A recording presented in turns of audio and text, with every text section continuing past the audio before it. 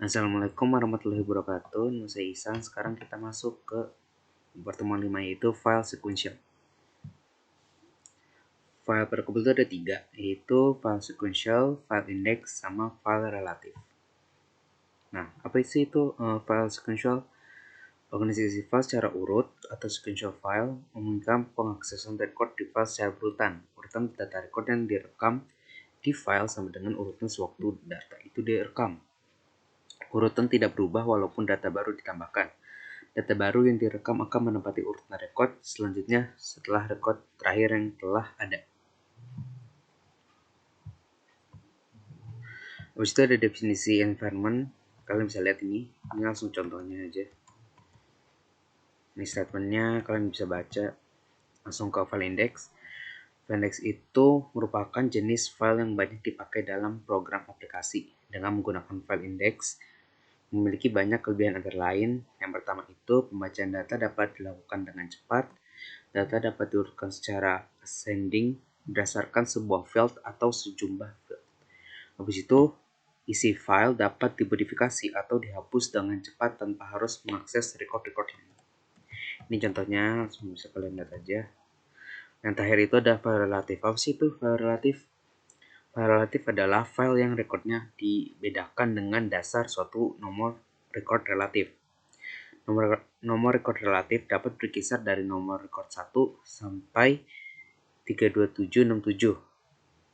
Nomor record relatif ini tidak terurut direkamkan dalam file, sehingga panjang rekornya adalah sepanjang rekod yang ditentukan tanpa nomor rekord relatif. Panjangnya itu tetap jadinya. Contohnya, langsung masuk ke codingan aja. Kalian lihat, ini kan kalian buat biasa kayak gini. Nah, di file control kalian tulis tadi tuh yang ada di PPT, select warga, ini nama filenya, assign to this, terus organization is line sequential, file status is dt warga. Dt itu kayak data, jadi beda sama ini kan warga, kalau ini dt warga. Terus itu data division.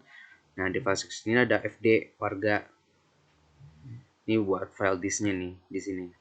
Terus namanya warga kan tadi filenya.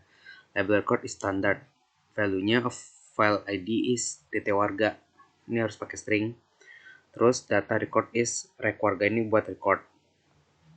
Habis itu kita buat nih recordnya. Rec warga isinya ada nama, ada variable nama, gender, sama umur. Habis itu ada work history section, isinya itu 7777 kan itu buat variable independen, itu buat satu aja, jadi data warga. Habis itu warga on ini buat output, jadi ini kan ada nama biasa, ini buat input. Nah, ini buat outputnya, nama output segini. Itu gender output, habis itu umur output. Isi lagi itu buat bikin menu, nanti mau masuk lagi ke menu atau enggak. Kalau 88 kan itu emang level buat kondisi, jadi nilainya Y besar atau Y kecil. Terus kalau tidak, nilainya T besar atau T kecil. 77 sampai yang atas tadi independent, variabelnya fill. Langsung ke screen section, ini CLS buat nge-clear screen. Nah, isi data. Nah, ini line kolom itu maksudnya nanti di baris ketiga kolom kelima kita isi nama, hal yang itu buat ditebelin. Terus kolomnya +1 ini disimpan ke variabel nama, ini sama sebelumnya nih, gender masukin ke variabel gender, kolom umur masukin ke variabel umur. Terus itu prosedur division, kita buat paragraf menu-menu. Display CLS, nah ini buat menu utamanya, input data, output data, sama keluar. Habis itu masukin masukkan pilihan, terus masukin ke variable fill. Nah, jika kita milih 1, kita pergi ke paragraf buka file. Kalau pilih 2, ke buka file 2. Kalau 3, ke paragraf selesai. Jika bukan ini, kita akan kembali ke menu lagi. Terus kita ke buka file. Buka file ini open output warga. Output warga itu yang ini nih, yang tadi. Ini yang nama O, gender O. Nah, jadi habis itu kita masuk ke sini lagi. buat ngedisplaynya apa sih nama-namanya gitu. Nah, habis itu nih masukin ke sini nih isi data namanya apa, langsung kita run aja deh supaya nggak pusing.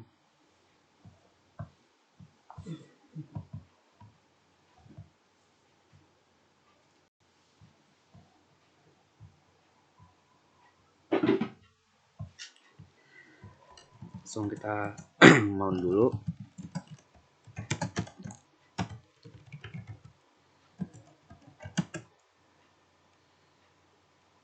Di situ COBOL sama filenya. Kalau nggak ada yang error langsung rancok aja.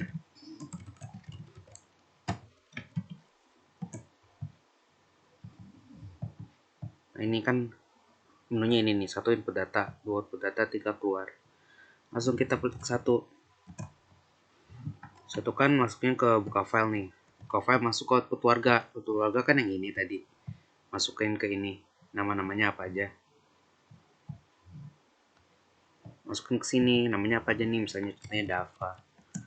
Terus gendernya pria. Ininya 25. Nah, ada data lagi gak ini masuknya ke sini nih. Ini tanya 1. Nah, enggak. Kalau lagi iya balik ke mulai lagi. Balik lagi ke sini. Misalnya Y. Namanya siapa lagi? Misalnya Rian. Nya wanita. Nya 35. Misalnya udah nggak ada. Masuk ke output data nih. Misalnya kita pilih yang 2, maksudnya ke buka file 2. Nah, tadi kan buka file yang ini nih warga. Habis itu di close dulu. Ini file warganya, terus masuk lagi ke input warga. Buat nampilin di mulai 2-nya nih di sini nanti. Langsung kita coba. Tuh, tadi yang kita udah masukin inputnya, nama, gender sama umurnya udah ditulis di sini. Dava pria 25 sama Tian wanita 35. Habis itu kembali ke menu. Misalnya iya. Terus 2 lagi kan masih ada nih. Tapi kalau misalnya buat lagi put misalnya Ferry. Iya. 5. Tidak. Terus pas kita output udah habis, tinggal Ferry doang. Soalnya kan tadi kan ke close, jadi ulang lagi, harus input lagi dari awal. Dia ada cuma 1 data doang. Kayak gitu.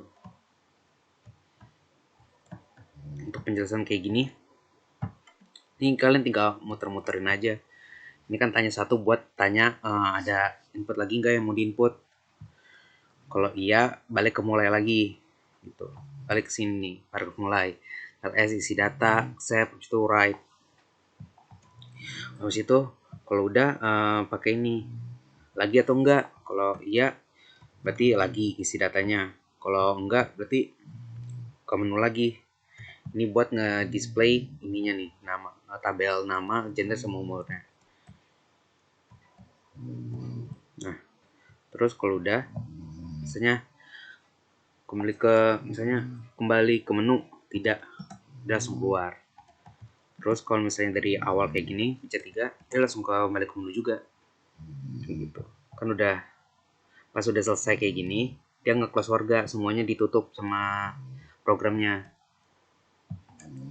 Ini tanya kedua supaya yang output keduanya itu mau ditanya lagi nggak mau keluar gitu.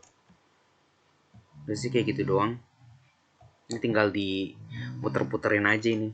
Misalnya dari tanya 1 terus ke mulai lagi, terus balik lagi ke atas ke bawah gitu.